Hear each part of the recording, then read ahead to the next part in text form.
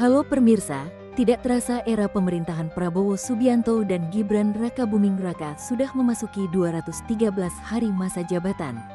Kebijakan Presiden Prabowo akan menjadi tolak ukur awal bagi masyarakat dan pengamat politik untuk menilai langkah-langkah awal pemerintahannya dalam mewujudkan visi dan program kerja ke depan. Tentunya kebijakan-kebijakan ini dibuat untuk kepentingan negara dan masyarakat Indonesia. Namun, tak bisa dipungkiri kalau awal pemerintahan era Prabowo ini banyak kebijakan trial error yang memicu pro dan kontra di antara masyarakat. Tetapi tidak semua kebijakan pemerintah dianggap negatif. Ada juga kebijakan-kebijakan Prabowo dan Gibran yang memberikan dampak positif. Apa saja kebijakan-kebijakan tersebut? 1. Penghapusan utang UMKM, petani, dan nelayan. Salah satu kebijakan utama yang diluncurkan adalah penghapusan utang bagi UMKM, petani, dan nelayan. Kebijakan ini bertujuan untuk meringankan beban finansial sektor-sektor yang sangat penting bagi perekonomian Indonesia. Dengan penghapusan utang, diharapkan mereka dapat fokus pada peningkatan produksi dan daya saing tanpa terhambat oleh masalah utang yang menumpuk.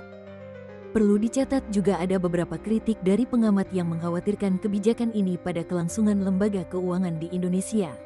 Oleh karena itu, perlu pengawasan ketat agar kebijakan ini tidak menjadi bumerang dan melakukan kajian mendalam mengenai sumber modal yang digunakan. 2. Peningkatan gaji guru dan tenaga pendidikan. Prabowo meningkatkan gaji guru sebagai bentuk apresiasi terhadap peran vital mereka dalam sektor pendidikan. Kebijakan ini bertujuan untuk meningkatkan kesejahteraan tenaga pendidik serta memotivasi mereka dalam menciptakan kualitas pendidikan yang lebih baik di seluruh Indonesia. Berikut ini adalah rincian kenaikan gaji guru dan tenaga pendidikan. 1. Guru ASN akan mendapatkan tambahan 1 kali gaji pokok per tahun. 2. Guru non-ASN akan mendapatkan tunjangan tetap sebesar Rp2 juta per bulan. Mengacu pada Peraturan Menteri Pendidikan Dasar dan Menengah Republik Indonesia Nomor 4 Tahun 2025 tentang petunjuk teknis pemberian tunjangan profesi, tunjangan khusus, dan tambahan penghasilan guru aparatur sipil negara daerah, guru ASN daerah, ASND menerima 3 jenis tunjangan, yakni tunjangan profesi, tunjangan khusus, dan tambahan penghasilan. Tunjangan profesi diberikan kepada guru bersertifikasi dengan sejumlah syarat administratif, seperti memiliki nomor registrasi guru, NRG. Besarannya setara 1 kali gaji pokok dan disalurkan setiap 3 bulan. Sementara itu, guru ASND yang belum memiliki sertifikat pendidik namun telah memenuhi kualifikasi akademik minimal S1 atau D4 dan aktif mengajar, berhak atas tambahan penghasilan sebesar Rp250.000 setiap bulan. 3. Program Makan Bergizi Gratis atau MBG. Dalam rangka memperbaiki kualitas hidup masyarakat, terutama anak-anak dan ibu hamil, Prabowo meluncurkan program Makan Bergizi Gratis, MBG. Program ini sudah dimulai sejak tanggal 6 Januari lalu yang bertujuan untuk mengatasi masalah malnutrisi di Indonesia, yang dapat mengganggu pertumbuhan dan perkembangan generasi mendatang. Namun, ada pula beberapa kritik terkait nutrisi oleh beberapa pakar ahli gizi terkait nutrisinya dan dari anak-anak yang merasa tidak suka dengan menu makanannya. Pemerintah menjadikan kritik ini sebagai bahan evaluasi untuk jalannya program MBG ini lebih baik ke depannya. Menurut klaim Presiden RI, Prabowo Subianto menyatakan tingkat keberhasilan pelaksanaan program makan bergizi gratis MBG mencapai 99,99% yang telah melayani 3,4 juta penerima manfaat sejak diluncurkan pada awal Januari tahun 2025. Presiden menekankan bahwa skala dan kompleksitas logistik program ini sangat besar. Walaupun tingkat keberhasilan program MBG menurut Presiden mencapai angka 99%, tetapi ia mengingatkan kepada seluruh pihak agar tidak cepat puas. Di sisi lain, Presiden mengaku belum berpuas hati dengan capaian pelaksanaan MBG itu. Presiden pun menekankan bahwa target 0 kesalahan terhadap pelaksanaan MBG hingga akhir tahun oleh Badan Gizi Nasional diharapkan bisa terwujud. Program MBG ini tak hanya menyita perhatian publik Indonesia, tetapi juga menarik perhatian seorang miliarder dan pendiri Microsoft yaitu Bill Gates. Bill Gates melakukan kunjungan ke Indonesia dan bertemu dengan Presiden Prabowo Subianto di Istana Kepresidenan di Jakarta. Kunjungan ini bertujuan menjalin kerjasama lebih erat antara Gates Foundation dan pemerintah Indonesia dalam sektor kesehatan dan program makan bergizi gratis, MBG. Tak hanya itu, Bill Gates juga mengawasi secara langsung program MBG tersebut dan menyampaikan opininya terkait program makan bergizi gratis, MBG, di Indonesia yang diinisiasi Presiden Prabowo Subianto. Kepala Badan Gizi Nasional, BGN, Dadan Hindayana menyampaikan bahwa salah satu pendiri Microsoft itu menyebut makanan bergizi penting bagi ibu hamil hingga anak-anak. Menurut beliau ini program yang sangat penting dan terutama beliau menekankan kepada 1000 hari pertama yaitu ibu hamil, anak balita, serta juga anak-anak yang masih butuh pertumbuhan, ujarnya saat berkunjung ke SDN Jati 03, Pulau Gadung, Jakarta Timur, bersama Presiden Prabowo Subianto pada Rabu, tanggal 7 Mei tahun 2025. Bill Gates terkesan dengan melihat pelaksanaan MBG di Indonesia yang membutuhkan anggaran besar dan dapat berjalan dengan lancar. 4. Penyederhanaan pajak dan kebijakan pro-investasi. Untuk mendorong pertumbuhan ekonomi, Prabowo memperkenalkan kebijakan yang menyederhanakan sistem perpajakan. Selain itu, ia juga mendorong reformasi regulasi untuk menciptakan iklim investasi yang lebih ramah dan stabil, dengan tujuan menarik lebih banyak investor domestik dan asing untuk berinvestasi di Indonesia. Adapun sistem baru yang dikenalkan untuk mengelola administrasi pajak secara efisien dan efektif adalah Kortax. Namun, sejauh ini rasanya sistem Kortax ini belum sepenuhnya berjalan dengan efisien lantaran banyak kendala yang didapatkan oleh pelaku usaha di seluruh Indonesia. Hal ini perlu dimonitor lagi bagaimana jalannya program ini ke depan dalam hal perbaikan supaya proses administrasi perpajakan di tanah air bisa berjalan lancar. 5. Penurunan harga tiket pesawat domestik. Berikutnya, untuk mendukung sektor pariwisata dan memperlancar mobilitas masyarakat, pemerintahan Prabowo pada akhir tahun lalu sempat menurunkan harga tiket pesawat domestik. Hal ini bertujuan untuk memudahkan akses masyarakat ke berbagai daerah di Indonesia, serta mendorong perkembangan ekonomi lokal dan sektor pariwisata. 6. Kenaikan tarif PPN menjadi 12%. Sebagai bagian dari kebijakan fiskal, Prabowo menaikkan tarif pajak pertambahan nilai atau PPN dari 10% menjadi 12%. Kebijakan ini bertujuan untuk meningkatkan pendapatan negara yang dapat digunakan untuk membiayai berbagai program pembangunan dan infrastruktur. Kebijakan ini sempat menuai kontra lantaran dinilai merugikan pelaku usaha dan masyarakat terutama kalangan menengah. Hal itu kemudian menjadi refleksi pemerintah yang segera merevisi tarif PPN 12% lebih selektif hanya khusus untuk produk barang mewah yang dikenai PPNBM. Sejalan dengan itu, untuk mendorong pemulihan daya beli pemerintah juga menggelontorkan sejumlah stimulus yang berlaku sampai Februari tahun 2025.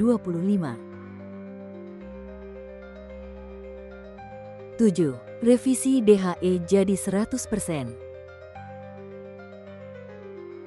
Dalam 100 hari pertama pemerintahan Prabowo, ada juga kebijakan yang direvisi terkait aturan devisa hasil ekspor, DHE yang mewajibkan investor menyimpan 100% dolarnya di dalam negeri selama kurun waktu 1 tahun berpotensi menambah cadangan devisa hingga 90 miliar dolar Amerika Serikat. Hal itu disampaikan oleh Menko Perekonomian Airlangga Hartarto di kantornya, Jakarta, Selasa, tanggal 21 Januari tahun 2025. Dia menuturkan potensi tambahan cadangan sebanyak 90 miliar dolar diperoleh selama 1 tahun. Menurutnya, Keputusan ini sudah disetujui Presiden Prabowo Subianto.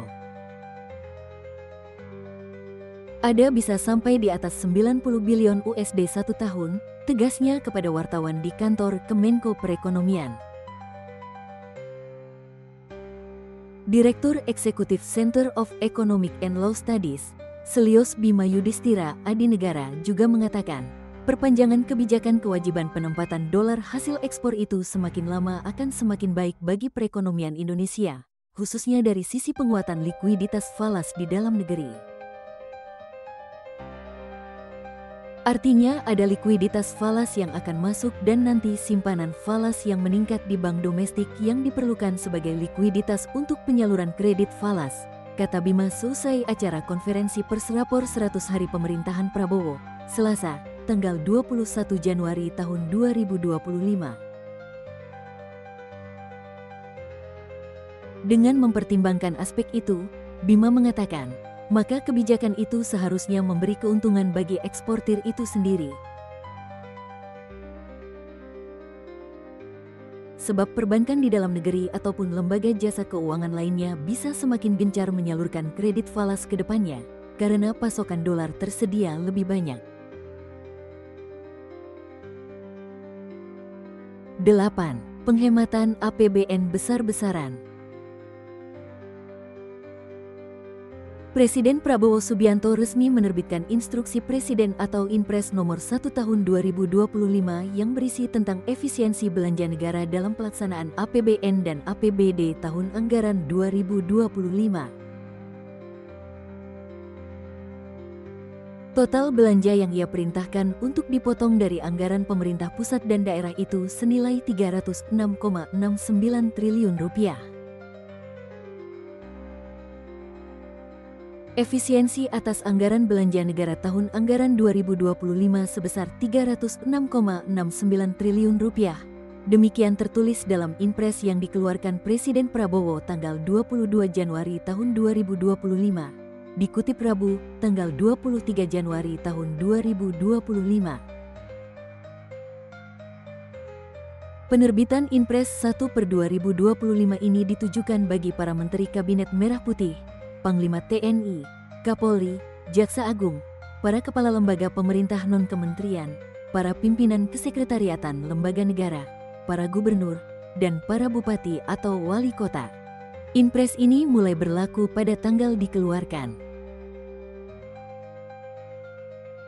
9. Pembangunan sekolah rakyat.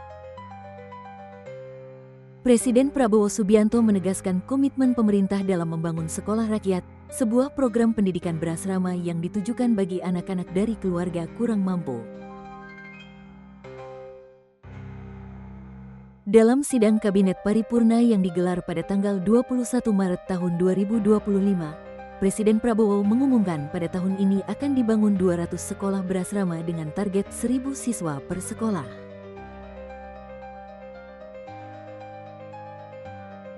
Presiden Prabowo menekankan program ini bukan sekadar membangun fasilitas pendidikan, tetapi sebuah langkah strategis untuk memberdayakan masyarakat miskin.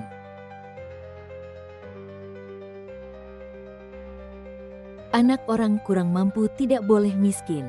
Kalau bapaknya pemulung, anaknya tidak boleh jadi pemulung.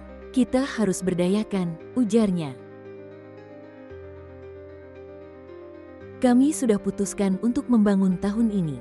Kita harap segera mulai dengan 200 sekolah rakyat berasrama untuk SD, SMP, dan SMA. Ini diperuntukkan bagi masyarakat kurang mampu, kata Prabowo dalam rapat yang dihadiri jajaran Menteri Kabinet Indonesia Maju. Dalam pidatonya, Presiden juga menargetkan 53 sekolah pertama dapat diresmikan dalam 3 bulan ke depan. Menurutnya, Kementerian Sosial telah memiliki sejumlah gedung yang bisa segera direnovasi untuk mempercepat realisasi program ini. Sementara 147 sekolah lainnya akan menyusul dalam waktu dekat. Presiden Prabowo menargetkan pembangunan sekolah rakyat bisa mencapai 200 unit per tahun. Dengan demikian, dalam 5 tahun ke depan setidaknya ada 1 sekolah rakyat di setiap kabupaten, terutama di wilayah dengan kantong-kantong kemiskinan.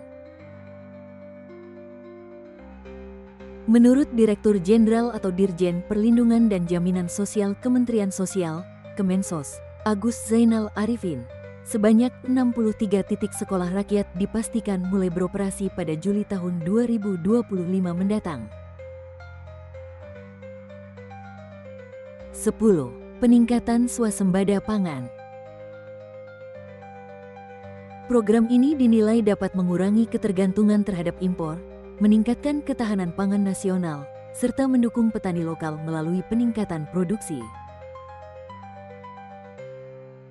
Presiden Prabowo Subianto secara mendadak mengikuti telekonferensi bersama petani, penyuluh pertanian, kepala dinas provinsi, serta Persatuan Pengusaha Penggilingan Padi dan Beras, Perpadi, di kantor pusat Kementerian Pertanian, Jakarta, Senin, tanggal 3 Februari tahun 2025. Dalam pertemuan virtual yang dihadiri sekitar 4.000 peserta ini, Presiden menegaskan komitmen pemerintah dalam mewujudkan swasembada pangan, khususnya beras. Masalah pangan adalah masalah kedaulatan. Masalah pangan adalah masalah kemerdekaan. Masalah pangan adalah masalah survival kita sebagai bangsa. Jika kita ingin menjadi negara maju, pangan harus aman dulu, kata Presiden Prabowo. Salah satu kebijakan utama yang disampaikan Presiden Prabowo dalam kesempatan tersebut adalah penetapan harga gabah kering panen (GKP) sebesar Rp6.500 per kilogram. Menurut Presiden, langkah ini bertujuan meningkatkan kesejahteraan petani dan menjaga stabilitas ekonomi dalam rantai distribusi pangan. Petani adalah produsen pangan, hidup mereka harus baik, kesejahteraan mereka harus meningkat. Oleh karena itu, pemerintah Republik Indonesia telah menetapkan harga gabah kering panen yang dibeli dari petani sebesar Rp6.500. Saya ulangi, Rp6.500, dan saya siap mengeluarkan peraturan pemerintah atau PP, tegas Presiden Prabowo. Presiden Prabowo juga mengingatkan bahwa meskipun mekanisme pasar tetap berlaku, tidak boleh ada pihak yang mencari keuntungan secara berlebihan. Presiden menegaskan bahwa pengusaha harus tetap mendapat keuntungan wajar, tetapi kesejahteraan petani tetap menjadi prioritas utama. Dari kebijakan tersebut sangat terlihat jelas bahwa Presiden Prabowo Subianto dan wakilnya Gibran Rakabuming Raka sangat memikirkan dan ingin menyejahterakan rakyatnya melalui kebijakan-kebijakan tersebut. Terlepas adanya pro kontra yang dipicu oleh kebijakan pemerintah, tentu saja kebijakan-kebijakan tersebut telah dipikirkan matang-matang oleh pemerintah. Mari kita lihat bagaimana Prabowo dan Gibran memimpin Indonesia dalam 5 tahun ke depan. Semoga di bawah pimpinan Prabowo Subianto Indonesia menuju arah yang lebih baik.